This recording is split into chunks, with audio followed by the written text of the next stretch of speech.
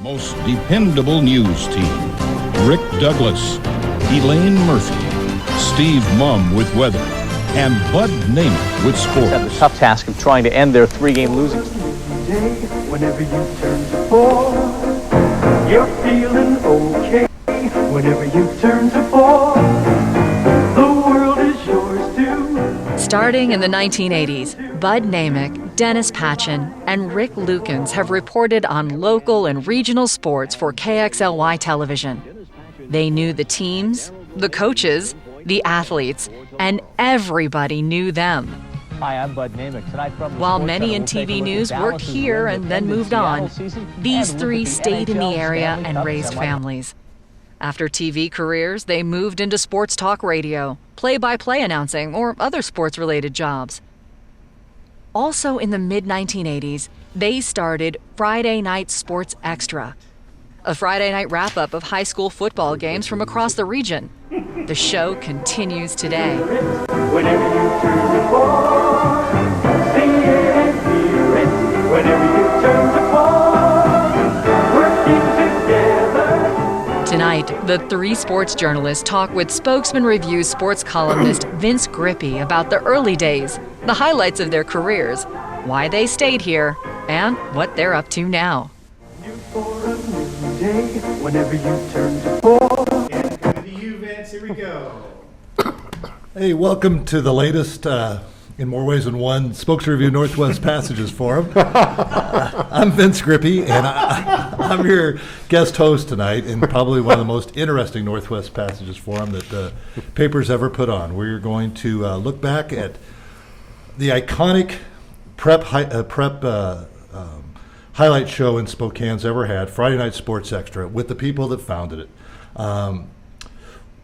Today, we have three gentlemen that are pretty much retired now, like myself, a former sports writer with the Spokesman-Review. But more importantly, I'm a longtime friend of everybody here. Dennis Patchin, Bud Nameck, and Rick Lukens. We're here in the Spokesman-Review's beautiful masthead suite to talk to you about, like I said, it's a Spokane institution, Friday Night Sports Extra. So, Rick, Bud, Dennis, thanks for being here. Thanks for having us. Hey, yeah, I've been excited about this ever since we got the call to ask us to do it. It's something we love to talk about. Yep. And you know, technical issues, we're 15 minutes late. Right. We'd have had highlights of at least 10 games on by now. You probably would have, except for the thing is that back then nobody was wearing masks, and we all are wearing masks right now. We're trying to be a little social distance, have a little social conscience.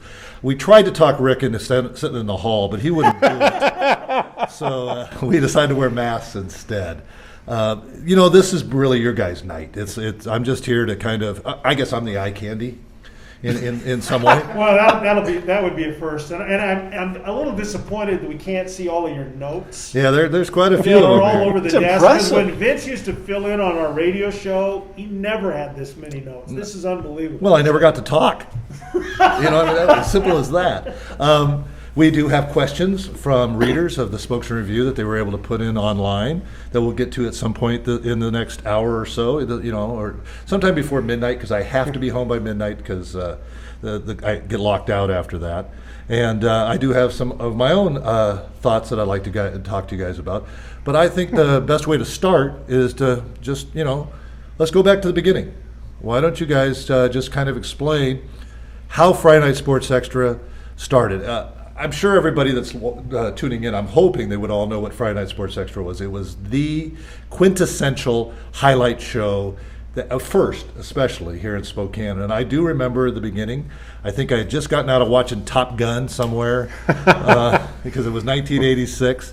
Either that or Stand By Me or one of those kind of movies. And you come home on a Friday night, and about 11:15 was about when you guys would start? 11:20. 11:20 originally. Yeah. But, okay, I'd like to start on how it started. I'm not going to tell the whole story. You guys can jump in on it, too. But I'd like to start on how it started, because it actually started, the date was the 7th of March, 1986, which is, it's not football season. No, that's... And I know it's the 7th of March because I asked Siri today to find out exactly what the date was. That would have been the Wednesday, the first day of the State B basketball tournament. And Bud was out of town. And Dennis and I were running the sports department. I was anchoring the 5 o'clock show. Dennis was anchoring the 11 o'clock. I was 5 and 6. Dennis was anchoring the 11. So first day of the State B basketball tournament, Dennis and I secured, live shots from 5 and 6 from the arena. We went out and covered all the games we needed to cover. We knocked off a feature story, 2 feature stories, one that ran in each thing. And I think I was on the anchor desk and Dennis was live from the old Coliseum on both those occasions. We did what we always did. We covered the B tournament really well. On that day, KXLY-TV had decided to take everything up a notch with the State B, and I give them credit for that. They had all of their people at the State B. They had built big platforms in there that they were broadcasting from, and the guy who ran our station, the general manager, saw what was going on and said, "What the you-know-what?" And he called the news director and said, "What the you-know-what?" The news director then called us all in after the 6 o'clock show and chewed our butts for not doing enough coverage. Now, Dennis and I are the only ones who did the job, okay? But we got yelled at more than anybody else, right, Dennis? Yeah, because we didn't inform the news department how big the State B tournament was. It had only been going 4 decades, but okay.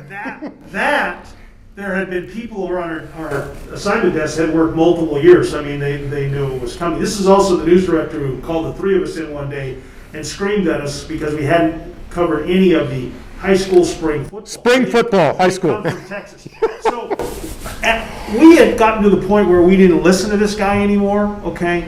So basically, Rick and I, after we got our rear ends chewed, he walked down and said, "Okay, we'll show him. We'll just run highlights of every game tomorrow. Every game." Well, that would have been the Friday. That was Wednesday. We did it on Friday. Yeah. And that would have been Tootle Lake against Nia Bay, and nobody sees Loser out this, game. but we were running highlights of every game. It was basically the one finger salute to our news director who said we didn't do a good enough job on the first day. So we were able to go to him and say, "Hey, so we got all this stuff that we got now, so we're going to need a lot of extra time." And now that he's gotten his butt chewed and he's already chewed us, how can he say no to us? And so Dennis put together this Mondo show of high school basketball highlights.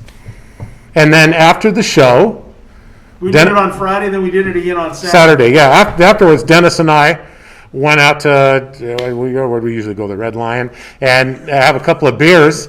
Adult beverages, sir. and I said, we need to do this for football. And then we started talking about because you can get all those 8-man games in the afternoon, and then really go to town on the evening games, and you could get. I think we said 7, 8 games. Well, it ended up being like I think the most we ever did was like 16 or 18. 17. Yeah. 17 was the most we ever got. Yeah. So, but that's where it got its birth. So the next then fall, Bud came back. I was going to say, what did you think of this, Bud? This is what we want to do. yeah. We think we can do it. And Bud goes, "I think it's a great idea, and I'd love to be part of it." Yeah, because we always had a problem with the 3 of us all being able to anchor, report, and shoot. We had more content than we had time to put it on the air, and we got very lucky with the fact that the station agreed to delay Nightline. And that was a couple of years later. It took a while. We started with 15 minutes from 11:20 to 11:35. Right. Then we went to 20 minutes from 11:15 to 11:35, and we had enough people that we needed more time because we were not only giving highlights of 15, 16, 17 games, we were giving scores of every team who played. Every team's, we put their score up so you could see it. This is before the days of the ticker. And we didn't have enough time, so Bud went to management and said, we need to move Nightline back to 45 so we could go from 15 to 45 and have a half hour. And nobody delayed Nightline. Well, it's probably the #1 show in ABC's news lineup at that Well, time. it was big, and we had to jump Yeah. through a bunch of hoops, and thanks to Bud for doing it, but thanks to management. Thanks to saying, management for doing it, yeah. So let's go back to that first fall of '86, right? That'd be the Yeah. right time. First Friday night.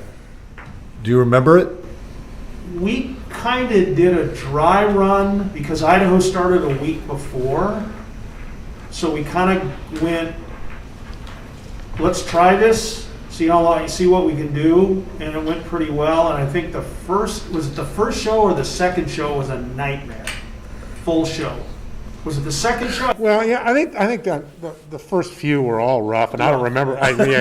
They were because we were asking the crew to do things that they didn't normally do, because you kind of had to go on a little spit and a prayer.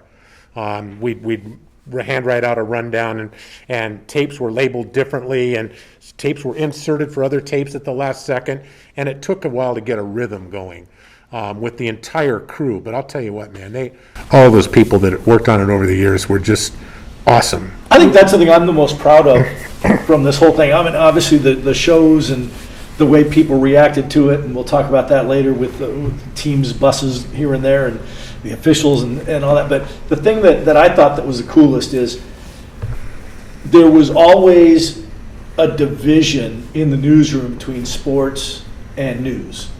And it's like, sports is the sandbox, the PlayStation, and, the news does the important stuff. Well, it was really cool, first, to see the way we had some photogs who were sports people, and they thought, hey, that'd be kind of fun. And then we had people coming in on days off. We had just production people who normally shot commercials and promos who wanted to come out and do this. And that was cool, the way that it kind of unified the newsroom. And then it led to, down the road, KXLY's ratings were never really strong for various reasons. But the coolest thing for me was, I forget if it was 3 or 4 years into it, maybe as many as 5, but we finally won the November ratings period in the 11 o'clock newscast, and it was simply because of Friday. We were I think number 2 Monday through Thursday, but we dominated so much on Friday, we became the number 1 newscast at 11 o'clock, and that hadn't happened in KXLY. The amazing part was that one year, I'm thinking of, I think it was only 2 years in, Bud, might have been 3, that SharePoints indicate of all TVs turned on, how many are tuned on to you in the market. And we started out, I would say, maybe 10, 15 SharePoints higher than normal at 11 o'clock. And at 11:15, our share was nearly 50. I think it was 48. Mm-hmm. We had a 48 share at 50. Half of all TV sets turned on in the market were turned on to us. And that's just an ungodly number. Well, those are the numbers. I mean, numbers are numbers. We all love numbers, but none of us went into journalism for numbers, except for maybe batting averages and that kind of stuff. Yeah, there you go. But the one thing I wondered about was back then, because I remember as a viewer, I had my Friday nights free back then, and I remember this coming on and going, "Ooh, this is cool." But as you were the sports director, right? So how many people stopped you on the street, or you saw at Safeway, or whenever you were out and about saying, "Hey, I really like this"? I mean, did you guys get a feeling there was a groundswell of this is really a cool thing to be doing for the high school athletes in our area? It was, but it was also, and doing things for the high school athletes, I can really appreciate, because growing up in the Bay Area, you received zero coverage for high school sports, whether it be in the San Jose Mercury News or on any of the TV stations. If you got to the CCS finals, you might get some ink or maybe something on TV. This was awesome to be able to, and Spokane had always been, I thought, a very supportive high school sports town. And so there was a niche and an opportunity. And I was thinking about this as we've been getting ready to do this over the last couple of days. Could you guys imagine how different this would be if we did this in the Twitter age and the internet age? And we didn't have cell phones when we started this thing. I mean, it was crazy. I mean, I would, thank goodness, I clipped the high school schedules that the Spokesman-Review would print out at the start of the year in the football guide. Otherwise, we wouldn't have had schedules, because you can't just go to the internet and look at the Frontier League schedule or the Northeast A schedule. And so on Tuesday or Wednesday, I'd start mapping it out, and then early on, hey Rick, can you get from here to here in a certain amount of time? And we'd have to sit and try to figure out what we could and couldn't do. And Dennis and Rick did most of the mileage, because I had to be on the set for the 5 and the 6 on a Friday. So I would go to Albee or West Valley, East Valley, one of the close games, and they put the miles on it and went all over the place. Yeah. One of the things I wanted to make sure, and Bud talked about not getting any coverage. Right. Bud went to a bigger school. Rick went to a bigger school. Myself, the same thing. You never got any of that. I went to a small school. Yeah. I'm from a smaller school. I played at a smaller school, and I wanted to make sure that we treated every school the same as far as opportunities to get on. Now, if you didn't get on one week, it's either because we couldn't match up a game with you, or there was a bigger game in your league somewhere else. But I think part of why it was so successful is the GSL schools and the Inland Empire schools in North Idaho, the big schools, were just as important to us as, or the little schools were just as important as the big school, right? Yeah. And that's one of the things we really could hang our hat on is, if you're playing a big game or you're playing your rivalry, Friday Night Sports Extra will be there because it's important to you, and then it's important to us. And it's important to everybody else in your league, too. But to answer your original question, Vince, I don't think around town, going to the grocery store or anything like that, people were like, ooh, wow, I love that Friday Night Sports Extra. Because the GSL, Greater Spokane League, got a lot of coverage anyway. But you didn't have to go very far. You go to Cheney, you go to Reardon, you go to Ritzville, any of those places, oh my gosh, they just loved. I mean, and all of them. I mean, they'd come up to you at games and say, where have you been tonight? Where are you going next? And what do you think about this guy who plays for Liberty? You know, I mean, it was really cool from certainly the really small towns, the Rosalias, but even like in Cheney, it was they just hadn't gotten the attention that they were now getting. And I think so. What we call it in TV, the ADI, the area dominant influence, sure, right here in Metro Spokane, but out in the ADI, man, they loved us. Well, walk us through one of you, I don't care which, a typical Friday night. Say your job was to do, the Whitman County teams or up north. How would you map it out, and where would you go, and how would you get it done? Well, when in the height of Friday Night Sports Extra, we had 7 people working. Yeah, we would get like, you know, a studio tech who wanted to break into being TV. So what computer program did you work out from? No, I mean, Bud mentioned that he, at first year or maybe even into the second year, Bud was the guy who kind of made the assignments and did everything.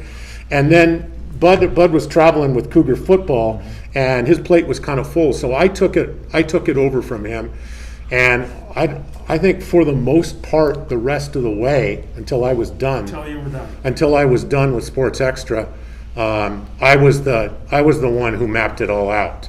So I would sit down, I would get the Spokesman-Review out, because you had the one on your agate page, and it would have all the standings in the GSL and all the games that were coming up. Plus I had schedules sent me from every school.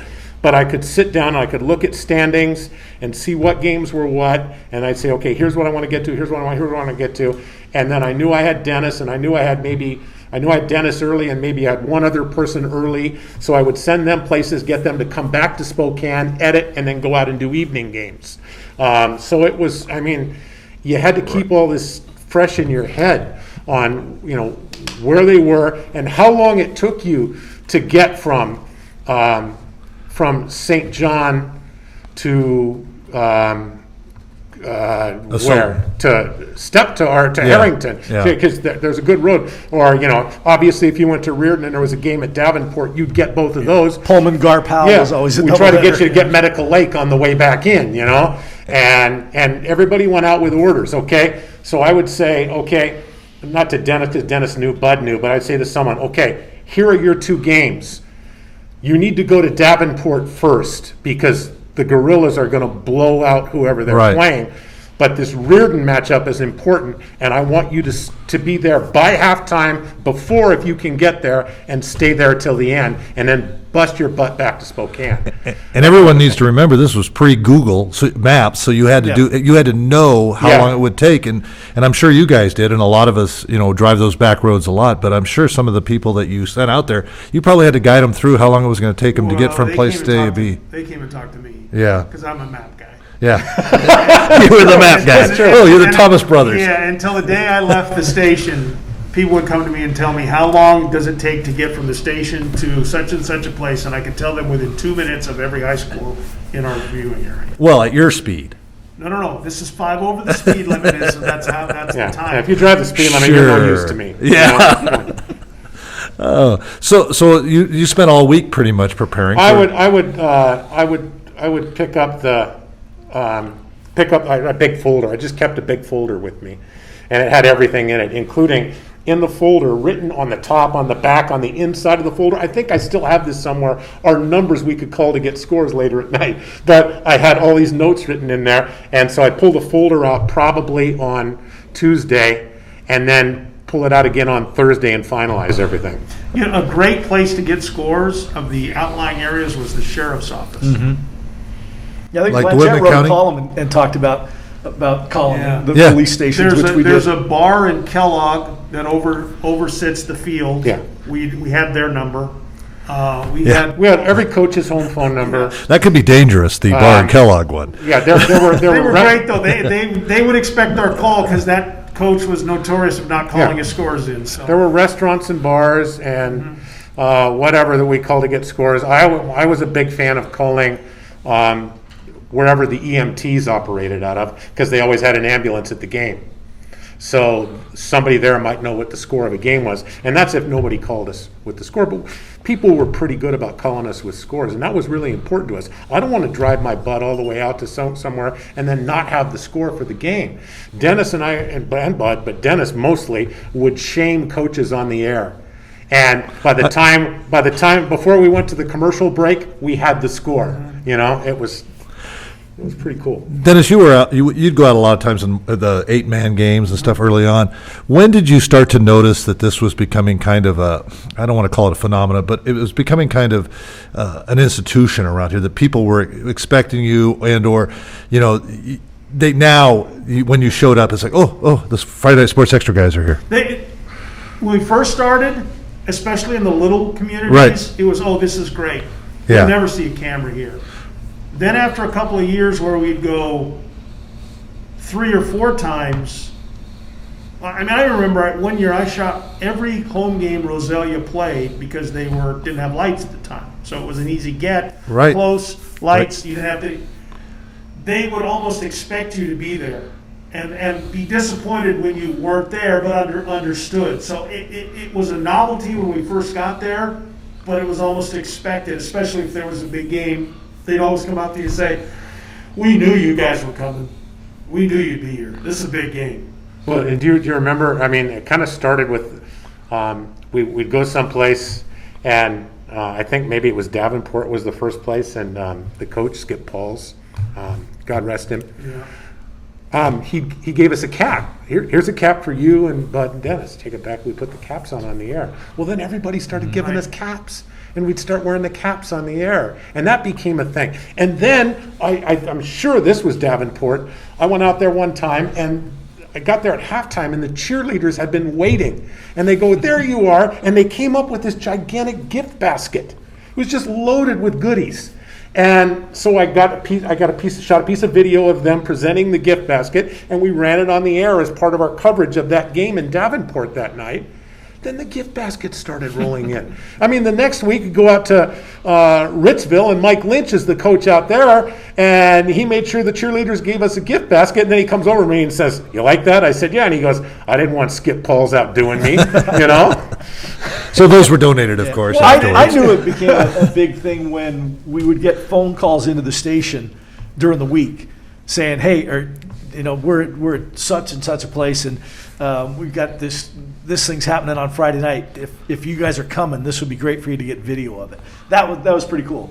I remember, I think it was at Roselia again, maybe. It was their homecoming, and they wanted us to make sure we were there because the homecoming queen was an exchange student. And how cool it would be for her to be on TV in America, and so just little things like that. That was cool. Rick's talking about people giving us stuff. Then we decided, all right, we invested in some Friday Night Sports Extra hats, and it was kind of like, what would you trade for a Friday Night Sports Extra hat?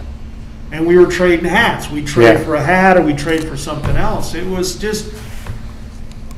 It's amazing when you show a little interest in a community, how they'll wrap your arms around it. And that's why this show was so much fun, because we couldn't wait to Friday to get to all these places, because we knew how much we were appreciated. You're exactly right, especially in the smaller towns, because I have some experience in that area, going out and covering games, and you're standing on the sidelines and you're keeping stats, and people are just always coming up and talking to you, and wanting to know, like you said, what's going on. Have you been, who's winning at Reardon? Do you know who, right. Who's winning that St. Mary's game? That kind of stuff. And you make connections, and it's amazing how often it's always it's so nice. Everybody is so nice.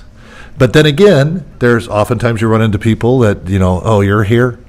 You know what? We didn't get much of that. The complaints that we got was when we mispronounced a kid's name. Mm-hmm. Yeah. Okay, sorry. If you're going to spell your kid's name a wacky way, we're going to pronounce his name a wacky way. We've got a roster of 40 kids. We're doing 17 games. Add it up. We're going to make a couple of mistakes. Yeah. Sorry. But, see, I'm glad you brought that up, because one of the reasons I think this show connected with so many people is I think maybe we patterned ourselves after kind of like what they were doing on Primetime Sunday on ESPN or something. But it was a local yokel show, We're just three clowns who were doing this show, having a good time, and it was more like we were home to people.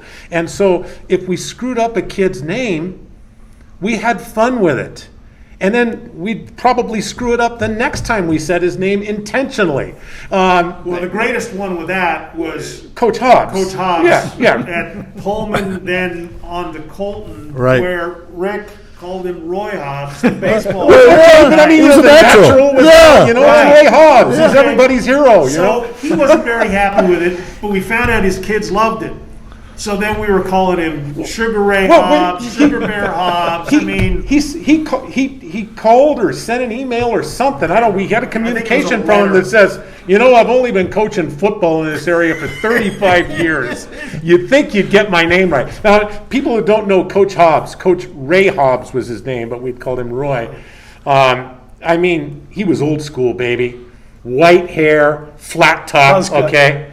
And ran the ball a lot, but didn't mind throwing it. Tim Rosenthal was his quarterback at Pullman, and he wore a bucket hat, right? Yeah. So he sent us a bucket hat that said, "You can call me Ray." It had a little tag from it that said, "You can call me Ray." So then I went out and got another bucket hat, and it was one night when Bud was out in town with the Cougars, and Dennis and I wore our bucket hats while we did the show in honor of Coach Hobbs, but we'd call him everything but by his right name. We'd call him Roy Boy Hobbs, Hibby Hobbs, Calvin and Hobbs. Yeah. We called him everything except his real name. And his kids. And he ended up loving it. Yeah, his kids would call him that the whole next week until we had a new. That was really fun. So that was kind of an accidental tradition. Now, you guys kind of developed some really cool traditions through the course of the time. I always remember the Halloween shows. Even now they're still they're pretty fun. Do you remember the first one and why? The first theme show? Yeah, kind of. It was officials night, wasn't it? No. Potato night. The first theme show. I hate to keep doing this. There was another one where Bud was out of town. Well, the cat's away. It was the second to last show of the season. Second to last show of the season, and I said to Dennis, because we kind of seen. People had told us, man, I like to come home. I like to get on my couch, get my sweats on, get a bowl of popcorn, et cetera, and watch the show. So I said, let's be who they are while we're doing the show. So we called it, at that point, I called it the relaxed version of Friday Night Sports Extra. And I brought in a chair from my house. Dennis brought in a chair from his house, ugly, overstuffed chairs. I put my sweats on. Dennis put on a nightshirt. And Hawaiian nightshirt. First time, the only time you probably wear Hawaiian. Sleeping gown. Looked like it goes from Christmas past. And we did the show. We had a bowl of popcorn. My wife Teresa was on the show. She came in a robe and handed us scores. I think my dog was on the show, and we called it the relaxed version. And then I remember Bud. He got home and he recorded the show, and he called me up laughing, and he goes, "All right. Next week for the last show, we're wearing tuxedos." And we did. We got a sponsor and we wore tuxedos. But that was essentially the first couch potato Friday Night Sports Extra, which at the end of the season we always did a couch potato Friday night sports extra. Anything else you guys like to do? I mean, themed wise like that? Oh yeah, we did Elvis night. Yeah. Was he Elvis? Was No, Dennis we asked people. We told people to give us your best Elvis out at the games, and some people were prepared, dressed in stuff and everything, and then we'd give them a cap or something if they did a good Elvis. The first shot of the highlights was so and so at Davenport or some Yeah. So then all of a sudden, we had to start doing the theme shows. So we always did a Halloween show. We had band night, and we brought in a marching band and they marched in through the studio. We did cheerleader night. We did referees night. We had to do officials night because the officials used to go to the shack. I mean, this is how long the show's been on. Yeah. Right. It wasn't Lenny's. It wasn't torn down like it is now. It was the shack. Yeah. They were all watching the sports extra there. Yeah. So we got a bunch of them to come over and sit in their studio with us, wearing their stripes and the whole bit. Well, as the show progressed and we went to the half-hour show, we would bring a band in. So if a band would come in, or a group of cheerleaders would come in, we'd have a live audience. A setup of bleachers where people could sit. So it kind of just morphed into this live show, if you will, instead of just 3 knuckleheads. There were a whole bunch of people. Yeah, I think didn't North Central get some new lockers, and we bought their old lockers? Yes. Brought those in, cleaned them up. Yeah. That sounds like fun. Hey, why don't we just change gears here for just a couple seconds, and I'll ask you some questions that came in from online, and we'll just see what your thoughts on this. And this one's from Chris, and I throw it out to anybody. What is the best jersey you ever saw on a Friday night? Oh man, you know what? I didn't think they were. This is the first one that popped into my mind. I didn't think they were attractive per se, but they stood out. The old Garfield Palouse jerseys. I don't care if it was home or on the road. Home was a bright yellow, wasn't it? A bright yellow with the early on, I think orange it was and black on it, and then they had a black with the orange and yellow on it. And they were really, Garfield Palouse was really good back in the day with Craig Brantner and Ricky Fisher, and they won a state championship. So those ones did stand out for me in football. There was another one that stood out in basketball, but well, I don't really ever remember. I was so worried about making sure I got a program and the numbers matched the names that it was like, it's.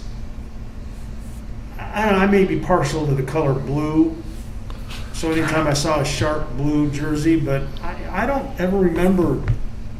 Yeah, wow, and that doesn't resonate with me either. I didn't focus on that.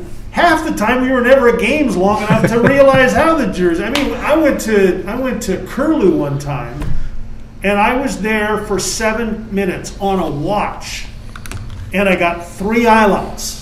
So Curlew's 2.5 hour drive from the station to the high school. It's about 2:31. I was going to ask for the minutes.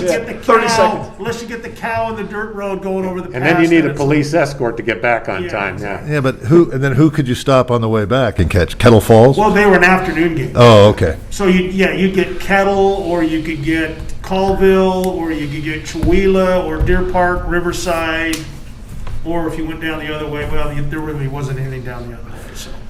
Well, this show was based on getting people out there, and you said at your best you had like 7 people out and about. 7, I think, is the most we ever had was 7 people. Yeah, we get 7, and I didn't bring up a lot of them. We had to teach them how to shoot football too, and it'd be like Bud, Rick, and Dennis's quick schooling on how to shoot a football game. But they always get behind the defense, right? And we critique them. There are rules, okay? And Dennis, I figured you had them, Rick. Dennis's way was different than my way. Mine was the right way, but that's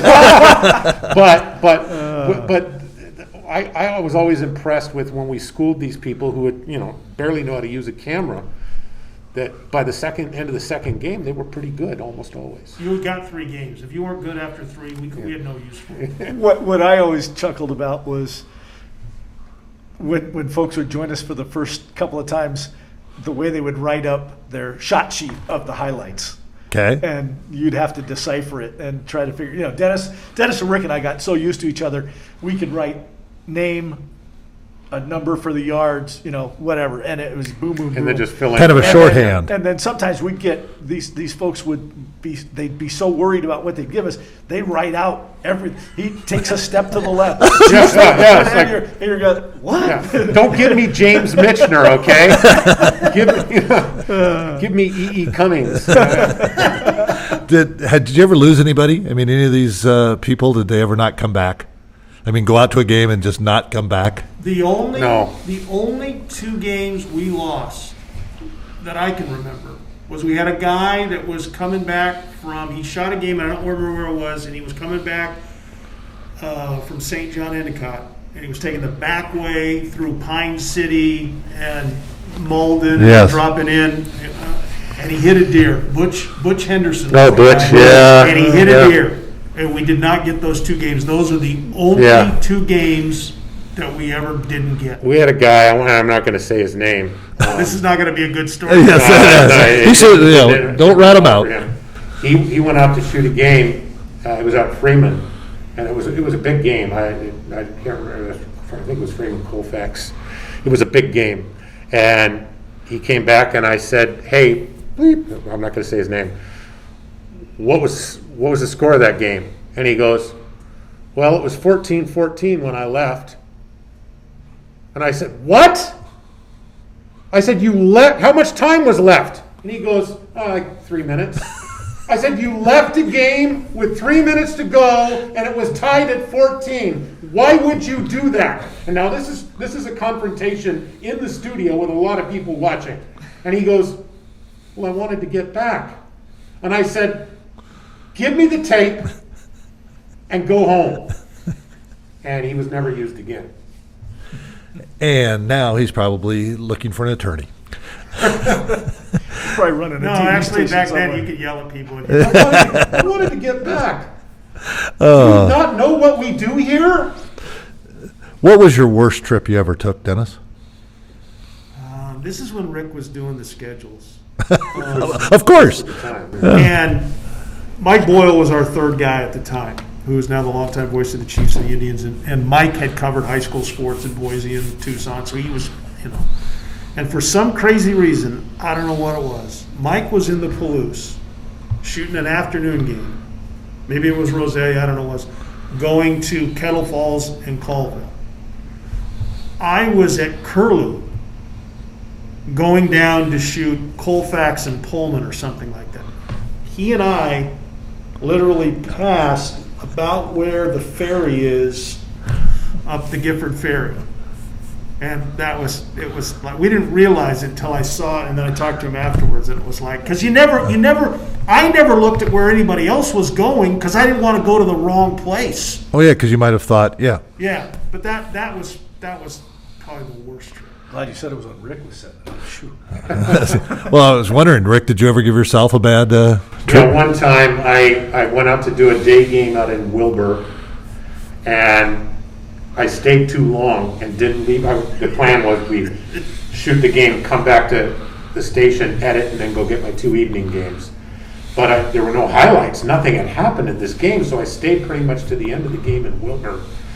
So now it's 4 o'clock, 4:30, and I still got to get all the way back into Spokane. I realized I wasn't going to be able to edit my highlights and then make it to my next stop. So I just headed south to, I continued on west to Sprague, or Harrington, or whatever it was out there, Sprague, I think, and Harrington, and then I went down to St. John. I took that highway down to St. John and made it back, and then, I got back, but I had 3 games to edit, and it was pretty bad. So And it's almost time to go on air. yeah, I was not a happy guy. You got to remember, a lot of the times we were editing, it was tape to tape. So it wasn't a digital edit cap, and put it on the line like they're doing now. It was mark in, out, electronically transferred to the other tape, and then you had to stack the tapes and take them back to the editor. So you guys did this all yourself? Yeah. We handled and oversaw pretty much everything, and our directors were all really good. Yeah. And knew that we kind of had to go by the seat of our pants, and that usually the person who did the fonts put the numbers on the screen.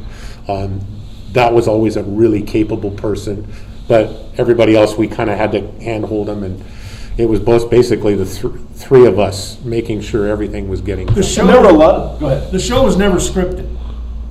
It was a rundown, and it was shot sheets. So you just And usually the It rule was notes. We're reading off of notes. Yeah, because you come out on a shot, you start the show, yada, yada, yada, everybody talks, and then you go to the first game. Usually when you came back out after you did your scores, count to 5, go to the video, was the director's cue.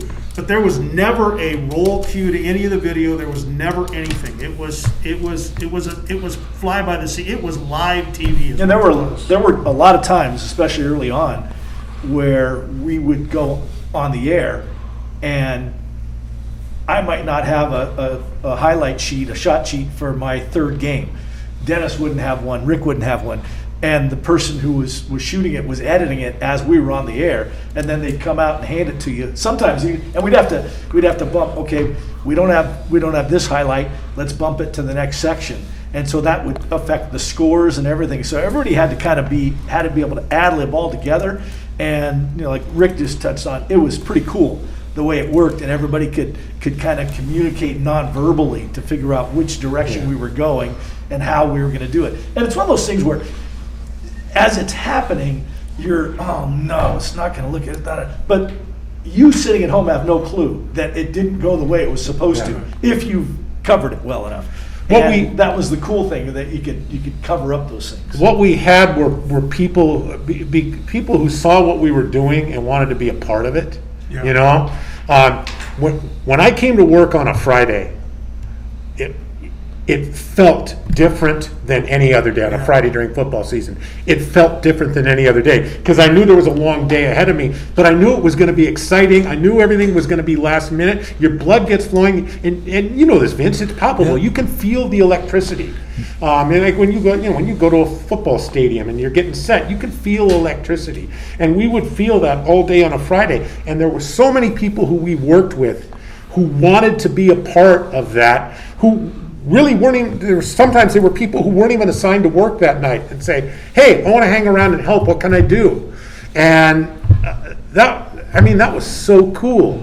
It was, and you know that. Right. Well, the question I have for you then is, I know that the adrenaline, as in a newspaper business, when you get near deadline, the adrenaline just starts coming up and up and up and up, and then you're done. Did you guys have that moment when you guys were done? Did you just relax? Sometimes after a big game, I could never get to sleep till 3, 4 in the morning. It was funny because sometimes, yes, it was easier if the show went great for me to fall asleep afterward. But there were times after Bud had left and then was working in radio, and Rick and I were doing it, we'd have to be out on an airplane the next morning at 5 o'clock or 6 o'clock in the morning to go to a Cougar game. Yeah, let's see you guys. So Rick is right. There was something different about Friday. Unless you shot the game that you were reading the highlights for, there's a very good chance when you saw the highlight on the air that you were describing was the first time you saw those highlights. Almost every time. Yeah. Unless you're the one who shot and edited it. Yeah. Well, the thing too that was added to that, Vince, is because it was so last minute, getting back to the station and getting things edited and everything else. You get done with the show, and then everybody talks for a couple minutes. So it's getting close to midnight. You still got to unload the car, put the gear away, get the batteries charged. And to what Dennis was saying, after I was gone, they'd have to get on an airplane. That was in the days when I was doing when we had when there was a home Cougar football game the next day. I had to do the road show, and that was 2 hours before kickoff. And you'd have to get up really, hit the road. Kick. Yeah. You're on the road at 7 in the morning. And you get home and you're wired for this stuff, so you finally fall asleep at like 4 or something, So those were, and to go from the hustle and bustle Friday Night Sports Extra to a really long Saturday for all of us covering college football in addition to what we did, it was a tough couple of days. But you know what? If I could go back and do it all over again, I would. Oh yeah, it was so much fun. When you were doing this through 20-some years, 30-some years, you saw a lot of great high school athletes, especially sometimes in a small school, they just stick out so much. In a GSL game, maybe there's 3 or 4 that are even, they're going to be Big Sky, Pac-12, or back then Pac-8, Pac-10 guys. Do you guys remember anybody that, let's start with small schools, for somebody that you saw while you were out doing this that you've never forgotten? To me, Doug Wellsant Richville. at Richville High School. He This just- was right before Friday Night Sports Extra. But you could tell this guy doesn't belong in that. He's a GSL player. He's an elite GSL player. He was that good, and that's the one guy that to me pops into my head as a guy that was like, that's an NFL guy right there. Well, actually, it's kind of two. One person is actually two. I mentioned their names already at Garfield Palouse, Craig Brantner, and Wade Brantner and Ricky Fisher. Was it Wade Brantner? Craig Brantner. It was one of the Brantners. Anyway, Ricky Fisher was a little running back they had. It was just tiny, and he was so fast, and he could catch the ball, and he could throw the ball in 8-man football. But the one is Lonnie Simpson at Inchland. Yeah. Lonnie Simpson. If Lonnie didn't rush for 300 yards in a game, he had a bad day. Did he kind of stand out among the rest of the 8-man team? He wasn't real big. Yeah. He wasn't real big. And he just put up these just insane numbers carrying the football for the Hornets. And they didn't throw the ball much either. He just ran and he'd run over people too. He was amazing. I only saw him play maybe 3 times. But His son was really good too. Well, His son was the starting quarterback as an 8th grader. Lonnie played for the Inchland team, and they didn't win a state championship. But his son was Jacoby. Mm-hmm. Jacoby ended up being the quarterback. He started as an 8th grader. Yeah, Because you could and do that he at did the win a state school. championship, Yeah. I believe. Well, and they also had the Samoan Express at Inchland, 2 guys we nicknamed that looked like offensive linemen playing running back, and Eddie Ina and Taliina. and Eddie Ina. Yeah. There are so many guys. Right. That if you said, you remember this guy? Oh yeah. I mean, it's just So let's just say that 25 guys played for a school. Maybe not that many. Maybe 20, because kids go both ways. And if we're looking at 20 times 2 times 17, then we do that for 11 weeks or 12 weeks or 13 weeks, and we do it for 30 years. There are so many really good players that we probably have forgotten. Oh yeah. Unless somebody says, hey, what about this guy? I mean, I'll throw one out, and moving up to like a Middlesex school at Kettle Falls, James Darling. Yeah. Right. James, he went on to play in the NFL. Right. Okay, but running back, linebacker, it didn't matter. You could only watch that guy on the field. Yeah. He was so good. So good. Which my recollection of that is, and it's a little bigger school, it was Steve Ettman. Sure. Yeah. Oh, yeah. That kind of, you walked into the football stadium and went, who's that guy? Well, and where you notice Steve Entman was on the basketball field. Right. Yeah. Because Yeah. Well, I mean, you think even before Friday Night Sports Extra, you think of guys like Bill Ames with what and quarterback was Steve built Randy. like a defensive tackle. Yeah. Don't forget John Jeff Freese. Robinson. John Freese, Yeah. Robinson, Yeah. those kind of guys. Yeah. It's just, we could sit here for another hour and talk, if people would chime in with, guy, and then we could tell you a story about that guy. But I'll tell you when people ask me who was the best high school football player I saw, I mean, I'm not going to go most impressive high school football player I saw. The name that always pops into my head, and you can talk me out of it, but Tyree Clough from Central Valley as a running back. Oh my God, he was a beast. Mid-90s, when people still ran the football. Oh. He kind of reminded me of a little Earl Campbell. Yeah, exactly, with these gigantic legs. Yeah. And then you see him on the wrestling mat, and all of his opponents were scared. You know what? Well, they should have been. Yeah. But yeah, Tyree Clough is always the one who stands out in my mind. I like the little quick guys, Scott Nacarado when he was at Meade High School, Griffin Gursky. Well, because you were a little quick guy. Yeah, sure I was. Dennis like the lineman. Yeah, so because you think about all the guys that were on Friday Night Sports Extra. Rick DeMulling, who played in the NFL, was on Friday Night Sports Extra. He was a quarterback. And Right, Cheney, right, yeah. and, Cheney. and Jake ended up Scott, playing Jake Scott. tight end or Yeah. center, Offensive offensive lineman in the lineman. NFL. Oh, offensive Yeah, lineman. Jake Scott at Lewiston High School played for the Titans for 6 or 7 or 8 years. I mean, all these. I mean, even after we're off the air, Brett Rippon. What he was able to do. Yeah. So I mean, there are so many great kids, and we were just. I can speak for everybody who has ever worked on the show. Happy to be able to be part of that show to say, look at how great these kids are. So, one guy I wanted to throw, Jesse Hart from Odessa. Oh. Jesse Hart from Odessa went on to this really good football career at Eastern Washington University, and now he's a local educator, too. He's the new principal at the new high school. Yeah, but Jesse Hart was an awesome 8-man football player, and he would have been good on an 11-man field. So Tim Hunsaker, who's at Elmira Cooley Hart, Right. Yeah. really good, and Jesse Hart, who's at Odessa. Both those guys played a position in college and weren't just on the team, played that they didn't have on their high school team. Both played tight end at Eastern Washington. There were no tight ends for those. 8-man football. So those are the things you remember about Those high school teams were coached by Mike Leach. No. No, they were not. They were 8-man, but so it's very similar. We've talked a lot, and Friday Night Sports Extra is a football show. I mean, there's no doubt about it. But I know there was the little short period where you guys tried to morph it into a basketball show. Well, I don't think it was a short period. It Was 7 or 8 years? Yeah, it was. Here's what Well, happened. in the course of 35 years. Yeah. And here's what happened is the other two stations finally got on board, and good for them because good for the rest of the kids.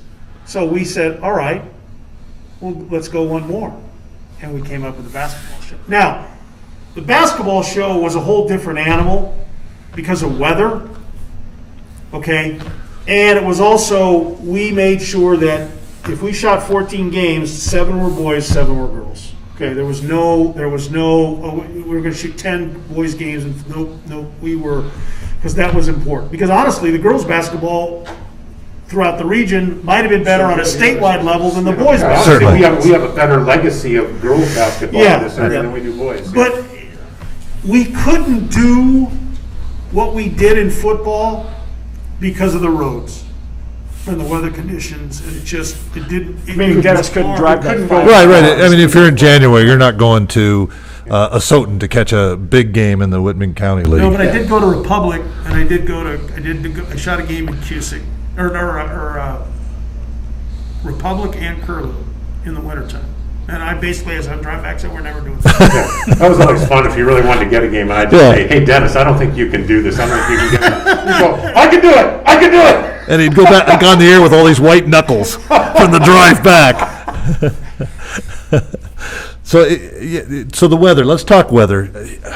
We've all done high school sporting events where you really feel like your whole body is just going to break into pieces because you're so cold. Do you remember one time you were out there where you had that camera on your shoulder, whether it's raining or snowing or whatever, you're thinking, I really don't want to. Early on, I went to Selkirk for a playoff game, first round of the playoffs. So early or late November? So no, it would have been like the second week of November. Okay.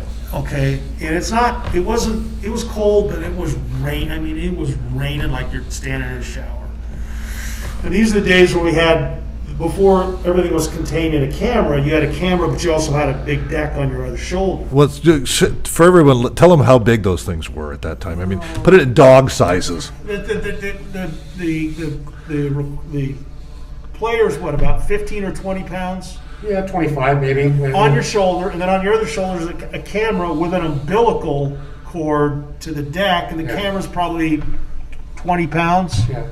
15, You had 20 to shoot pounds. an interview, you had this light belt that weighed probably 15 Yeah, pounds. I never put the light belt. Yeah, I never put the light belt on. I wrapped that around the tripod when I was. But I mean, and it's raining, and you drive 100 miles to get a game. You can stay for a quarter and a half just so you can get back. And I got back, and something happened where, and I'm just wet and frozen to the bone, and something had happened to the video where It got double image. Remember this? It got. I remember Dennis was playing. Yeah, it got double imaged. So it looked like a shadow, but you could see both. And it was like, well, screw it. We drove all the way up there. We're going to put this on, apologize, but. But here's the way Dennis explained it on the air. So we cover 8-man football, and tonight we covering 22-man football.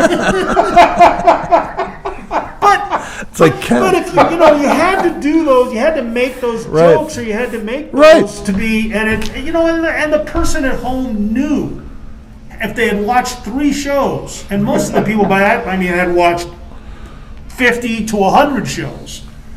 They knew it was a fly by the seat of your pants show. So, but that was my most because I was snow didn't figure into too much of what we did because we were done in early November. Right. And so it wasn't that big. I mean, there were some cold and miserable days. I was out at Sprague Harrington, or it was Sprague, right? The field was right by Sprague Lake, so it got real windy out there. And I remember we were out there on a couple of really windy days. And one day I'm out there, and this game was a runaway, and I stayed a little longer than I should have because there was a guy who worked at Krem named Jim McLaren, and Jim was just one of the most wonderful people. Okay, he wore a toupee. And I was sure that thing was coming off in the wind. I was sure. So I was like, every time a play was over, I'd just swing the camera over to Jim because I wanted to come back with his video and say, look at what happened. I don't know what kind of glue he was using, but it was super glue that he had on because the thing never budged. You were looking for viral video, and before viral video was a thing. And then the other thing about the snow was, I was dreading one night because it did snow in early November, and there was a huge game at Liberty High School. Lancers were playing. And so I went down for that one. I said, I'm not going to enjoy this. Well, the blanket of snow because they have horrible lights there. I don't know what it's like there now. But their lights were really good. They were horrible. But the snow on the ground reflected the lights back. For once, I got good video at Liberty High School, so I was actually happy the snow was there.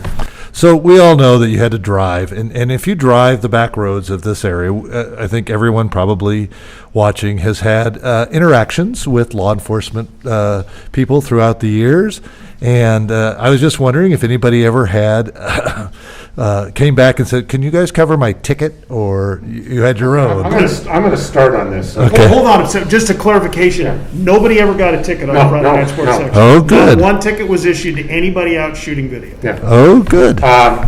Because a lot of times the police officers in those cities were actually at the games, so you knew where they all were. Yeah. And they knew us, and they knew we were out there too. Right. I mean, so I'm going to start on this. Dennis is going to finish, and Bud's probably going to finish it. I had one time I got pulled over, and the guy said, "Where you been? And what was the score there? Where are you going?" And he says, "Okay, he said, slow it down a little bit, okay." And another time, I was between Oaksdale and Tico, and the guy was coming the other way, and I was going way too fast, and he just put his lights on, and as I went by, he just kind of gave me the slow it down thing, because he knew who I was.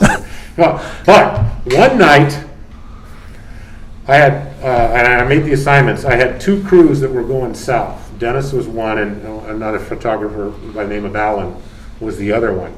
And one of them was going to, like, Pullman and Colfax, and the other one was going to Moscow and Colton or something like that. There was a Cougar volleyball game in it. Yeah, maybe there was a Cougar volleyball game. Anyway, so I wasn't doing either one of those. I'd been out wherever I was, and I come back to the station that night, and I'm kind of going to get to work on editing my video and making sure the show's ready to go.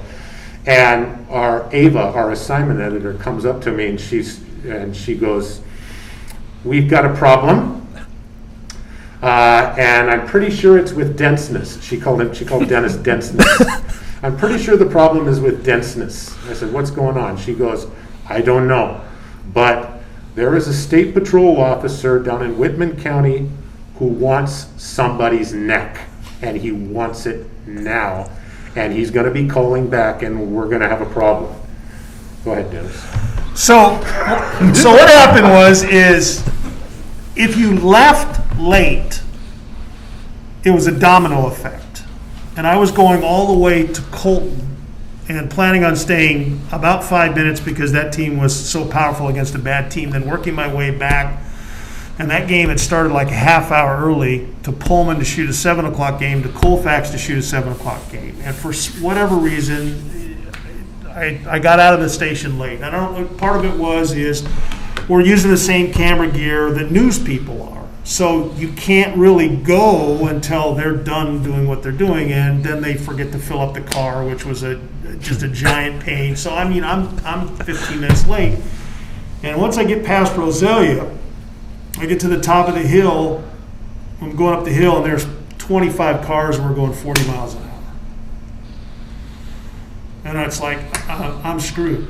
I'm screwed. So we get to the top of the hill, and there's a stretch. If you drive that road between Spokane and Pullman, Colfax, where there's a stretch of road that goes down 2 miles and up 2 miles. Well, it's that straight stretch at the bottom where they've got the old way station on the right-hand side. No, that's not it. It's by Thornton. It's Yeah. by Oh, okay, yeah. By the old Okay. cemetery. I know what you're talking Okay. about. I think my car does And it too. was like, okay, it's now or never. And 2 miles, maybe it's 3 miles between the 2.5 miles. There's no cars coming the other direction. I passed 25 cars. Okay? How fast? What? No, he said he's 5 miles over the speed limit. He Not that said. time. Not that, because I was taught in my driver's ed class when I learned, you pass these cars as fast as you can, get out of that way. I'm feeling good. I get to the top of the hill and I see the lights on the top of the other hill about 3 miles away, and I go, there's no way he's after me. I can't take a chance, because I was thinking he's going to stop me, he's going to slap me on the wrist, and I'm going to be late to my games. So as you go down the hill, there's a turn that you can go to take the back way into Steptoe. It's a 2 mile through a couple. So I took that, trying to see if he would go through. I didn't see anything. I've never told this story before. There's like 10 people might know the name of this story, maybe less. And I said, I'm just going to sit. So I pulled behind the grain elevators on the right-hand side. You hid behind the grain elevator. I hid, pulled behind. I was there. I pulled in. I wasn't like I was, drive into it. And this cop must have been going 100 miles an hour through Steptoe. And I went, oh, shoot, but shoot's not what I said. Yeah. So I said, well, I can't go that way. So then I cut across and went and, did some other things. I got through it. Fast forward to the story, the other guy's about 4 miles ahead of me that I don't know. The other guy is down going to 2 different games. In another KXLY car. Yeah. And he's pulled over and he tells the story, the cop, your license and your registration right now! And Alan is about as calm. You could light him on fire and he wouldn't do anything. And he hands it to him. He doesn't know what's going on. The guy's just screaming at him. The guy grabs his license and registration, insurance, takes 2 steps. Alan tells the story, takes 2 steps. He's in a different car. He's in like a Jeep. I'm in a station wagon. You were in an Aries wagon. Yeah, which I didn't know could go that fast. So the cop realizes it. Goes back to Alan. He goes, you got anybody else down here? In an Aries wagon. Alan goes, we got all kinds of people over. We don't know where anybody is. And the guy threw his stuff at him. Just threw it at him. You tell him his ass is mine. So apparently then he goes straight to call the news desk. Call the news desk, talks to Ava. I want that guy. I want who is, and she goes, I don't know. We got people all over the place. I don't know who's down there. She knew who it was. She then had the foresight to go out to the main lobby and listen to the messages out there. He left a message in the main lobby. She erased that. So I had to go to Moscow Pullman on a regular basis. I never took a Dodge Aries K station. I never went the same way down there. So yeah, it was. I probably would have been in. The night we lost 2 games because of the deer, we probably would have lost 3 more games because Dennis was in jail at the Whitman County. And he would have been in jail. Yeah. Probably next to 2 Cougar football players. But Oh, That's another story. So, I mean, yeah, you learn.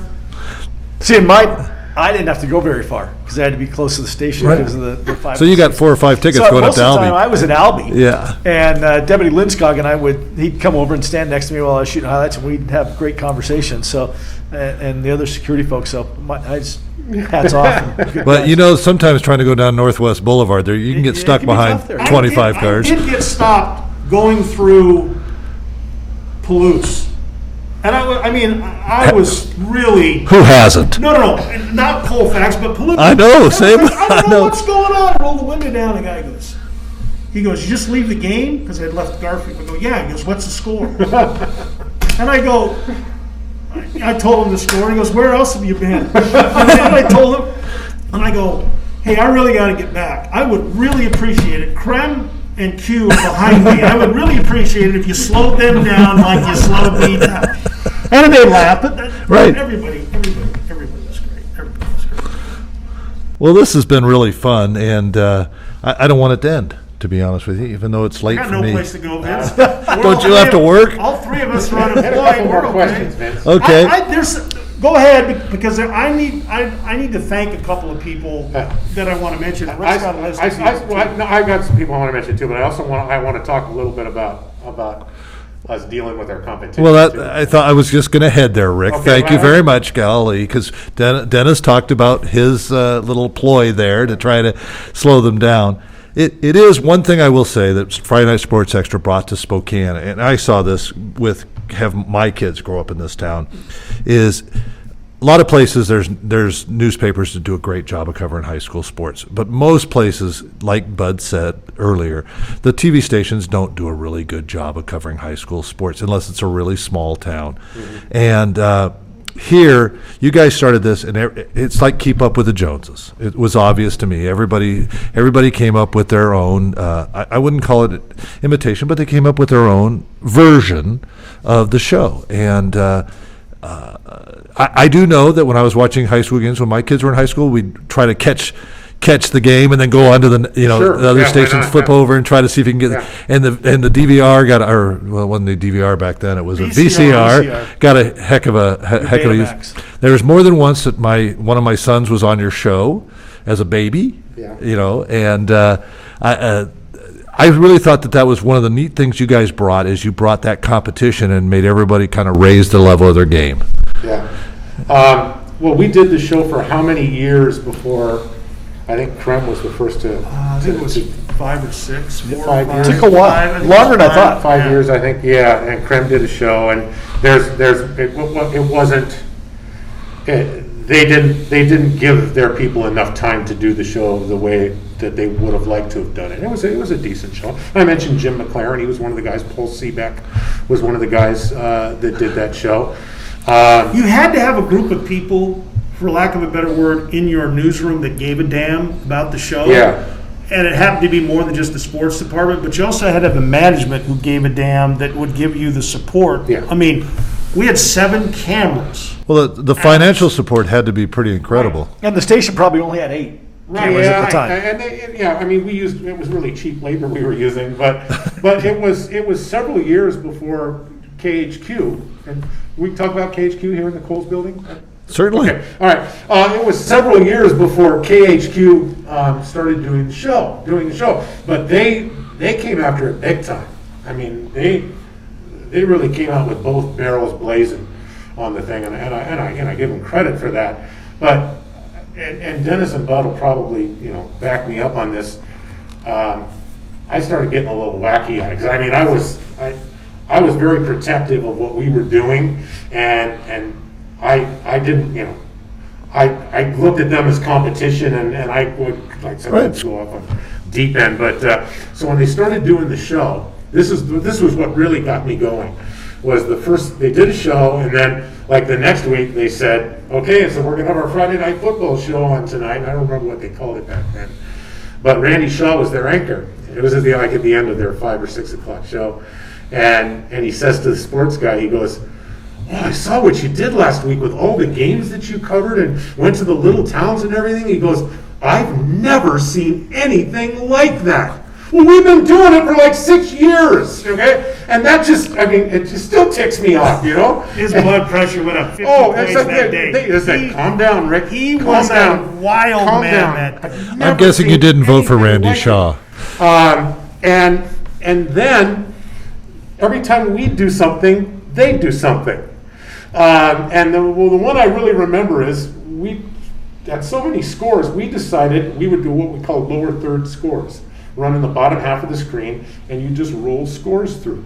So, you know, if you were, you know, at Odessa High School, your score would roll through 5-6 times during the show. And you'd be able to see the score. And so it was a pretty good innovation, and it helped save time in our show by not reading every single score over and over and over again. So I know this because we had one of our directors had worked there, and he knew people who worked there. Well, the general manager of the station at KHQ had seen that we were doing that, and he said, you guys will have that this Friday night, this lower third score thing. So they put it up on the screen, and he said, when they put it up, he goes, hey, look what we came up with. Well, Rick exploded again. That was a rough year for Rick's blood pressure. Okay, but you remember what happened. Yeah. What they do was, the scores would come up at the beginning of the show, and a whole bunch of them would be missing. I mean, a whole bunch, especially from the outlying areas. Now, we've been doing this for so long that we've got, as we've already talked about, you know, a call list, and we've got a network of people to get our scores, and we rarely went on with more than one score missing. And so what they would do was they put their roll up there, and there'd be 6, 7, 8 scores missing, and we both hit our commercial breaks at about the same time. And when they came back, theirs wasn't up there.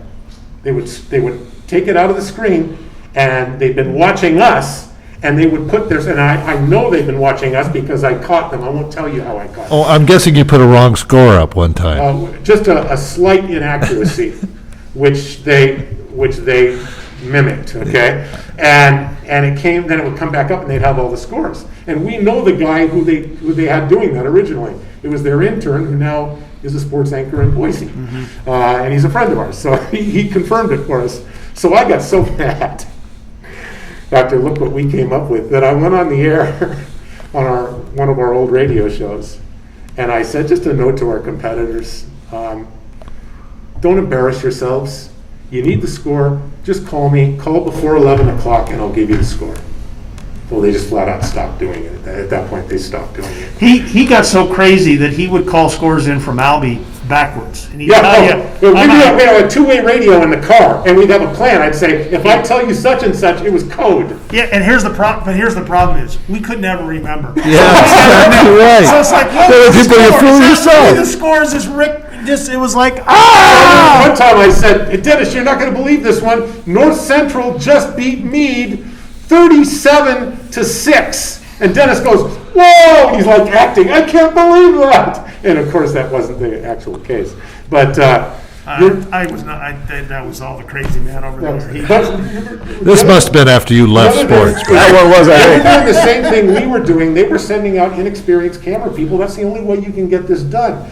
And they had told their camera people, follow the KXLY guys, do what the KXLY guys do. And I was out one day I was training a guy who shot for us, ended up shooting for us for a long time, a guy by the name of Brett Bowers. Oh. Brett still works in the communication business. He works for one of the hospitals here. And I started saying, okay, Brett, watch this. And so this person would be shadowing me at a game, and all of a sudden I would sprint down to the other end of the field, like during a break or something, and they would sprint with me, and then I would sprint back to the other end, and would follow me around. And so I used to run these kids all over the field. Kept me in pretty good shape. Yeah, I couldn't have done that. I would have dropped. I was not interested in doing that. Well, that's exactly right. During the course of time when you guys did this, the entire industry changed. I mean, there's especially technology. It all changed. You were talking about earlier how you had to do it and how different it is today. I know you keep up with the guys on the TV stations, and they're doing it totally differently, I would expect, with, I mean, there's different tools, right, today than there were then. Well, just the editing is, you know, When we started, there was no cell phones, no internet.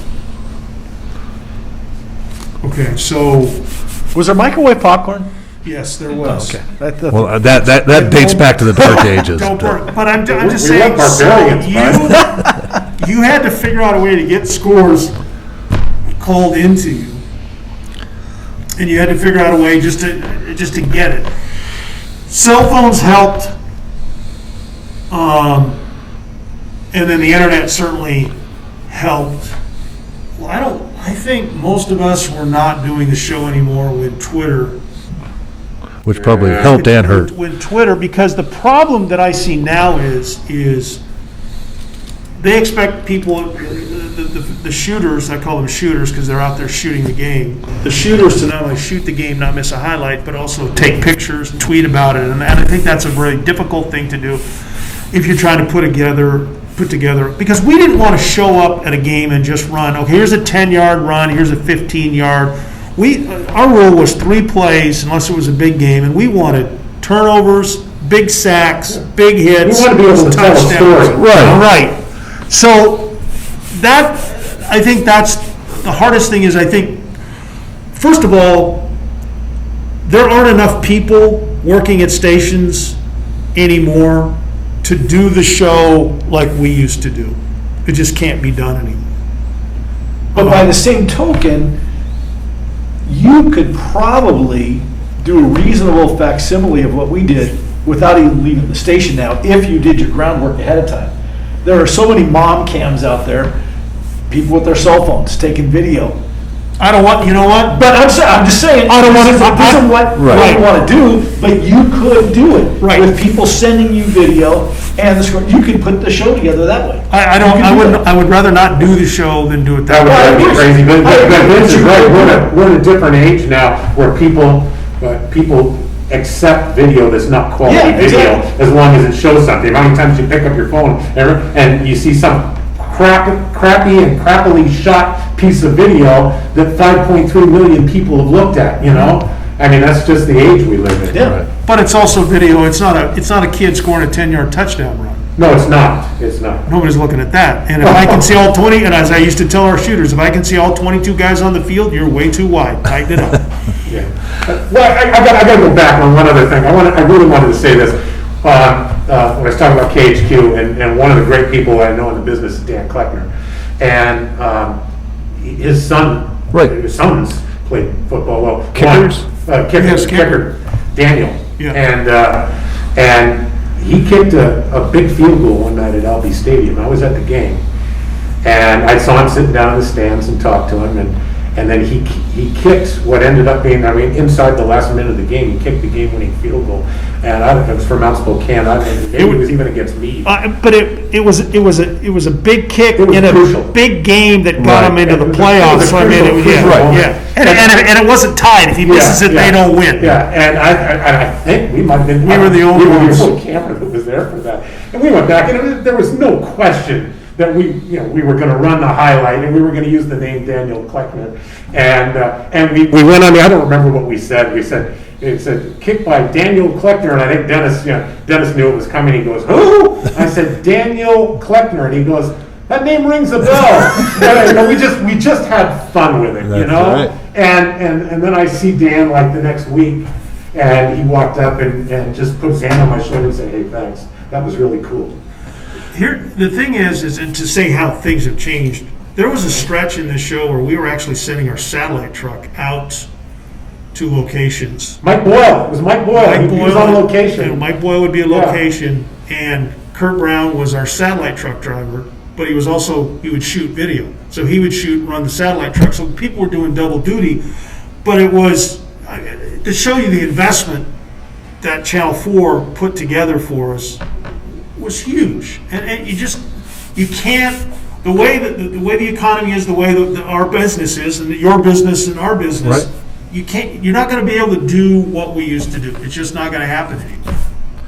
You mentioned names. Why don't we go? You said you had some people you wanted to thank. Well, Brett Bowers was a guy who shot video. He never read a highlight on Friday Night Sports Extra. He shot games for 18 years. Long time.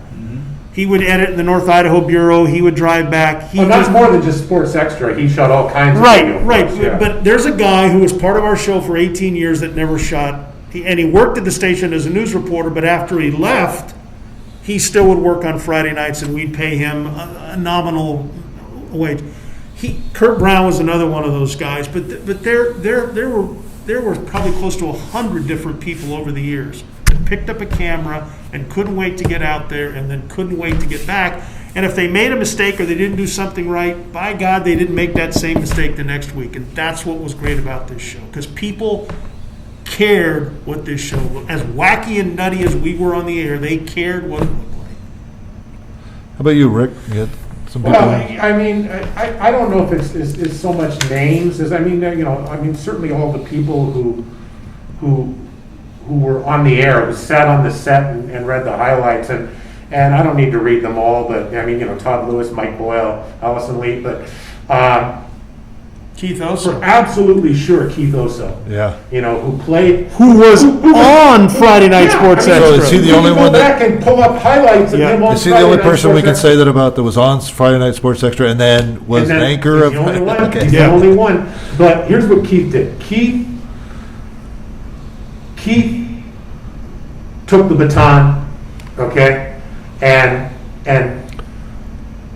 his entire aim was keeping the show kind of like it had been, kind of folksy, homespun, sticking with the theme nights, and having it be more than just highlights and scores. It was fun.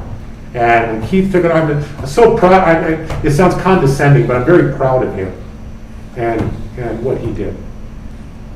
Well, I think that'll be it for us tonight. I think mainly because it's past my bedtime. But I really want to thank Dennis Patchin and Bud Nameck and Rick Lukens. You really kicked up some memories in my head and things that you really cleared out some cobwebs, which really helps, this time. Well, and unfortunately, we probably just scratched the surface of our stories, like when Rick made a coach run up the score because he got to a game late. But it's the people, it's the moms and dads, it's the coaches, it's the kids that made us do what we did and how we did it. Because I don't know if we were looking for their approval, but we wanted them to enjoy the show, watching it as much as we enjoyed doing it. Because we had an absolute blast doing that show. Ryan Collingwood, who has done a really great job covering Eastern, especially when, as I think Ralph tweeted, there's no sports, and Ryan's just doing a great job of covering Eastern as a sports reporter for the Spokesman-Review. He tweeted something here this past week saying he had to rush home in time to watch Sports Extra and maybe get a glimpse of himself, that type of thing. And there's so many people who have said that over the years. Back in. Vince is trying to wrap it up, and we're going. Well, that's okay. Vince can go to sleep. We can keep going. We're going to push Nightline back 5 more minutes. Back in the day when coaches would tell us, it's like, we knew we weren't going to make it home, so we would stop and get the kids burgers somewhere, and then we would go into the bar or wherever they were and watch Sports Extra for a few minutes. I remember Bud taking that call the first time, and he goes, "You guys aren't going to believe this. There's a team that stopped to feed their kids, but the reason they stopped where they stopped when they stopped is so the coaches could watch Friday Night Sports Extra." And again, so many people who, while it was going on, but even more importantly since then, say things like Ryan said. It was so cool to have to hurry home so you could watch Sports Extra on a Friday night when you could be out howling at the moon, They had to hurry home to watch Sports Extra. I'm going to take that one with me to eternity. That means so much. You asked earlier, Vince, about when we first started it, would people stop you and ask about everything? What's really cool now, and this has happened more than just a handful of times, is when you get introduced to somebody and you're talking, or they go, "Hey, are you Bud Nameck that did TV?" "Yeah, I was on Friday Night Sports Extra." Yeah. That is, they're grown, and they're, and you can see how fired up they were that they were on Friday Night Sports Extra. That, to me, that's really cool. We had to quit because we had second generation kids be on that show. We were really concerned about having third generation kids, and we didn't want to do We that. let Keith have the third generation. Yeah, we did. Well, let me just tell you, as someone who watched all the time, I do have 2 VHS tapes at home, my home, in a box that are recordings of my kids on Friday Night Sports Extra. Not as athletes, but you did a lot of fan shots, oftentimes. And they were in the stands because they were kind of, one of them at least was very photogenic. At least did things you guys like to. Because he looked like his mom. That's why we put him on. Exactly right. Well, thanks for joining us, and I really do thank you guys for your time. Yeah. Thanks for doing this. This was fun. Thanks to the Spokesman-Review. Yep. It's just really fun to have an opportunity to talk about it. And everybody out there, thank you guys for joining us. And this will be available on the Spokesman-Review website to watch anytime. So you guys can go back and watch it 45 years from now when you want to look at yourself.